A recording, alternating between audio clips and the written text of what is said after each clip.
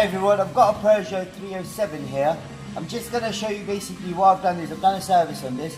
I'm going to show you how to reset the service light on the car. So if you come around, I'll show it to you. Now if you switch the ignition on, now it's done already minus 7,400 miles. So if I start the car up, even though the oil is okay, because obviously we've done that now, so oil is okay. Now if you wait, that's the spanner light there. So we're going to get, what we're going to do, we're going to get rid of that now.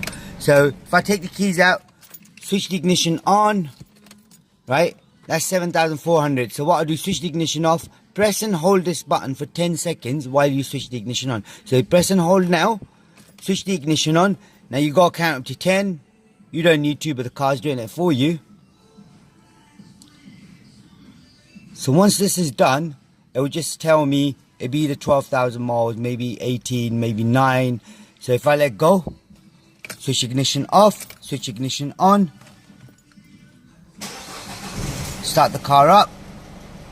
There we go. That spanner sign's gone now. So all you got to do, when the next service is due, your light would come on. That could be anything from 9,000, 12,000, 18,000 miles.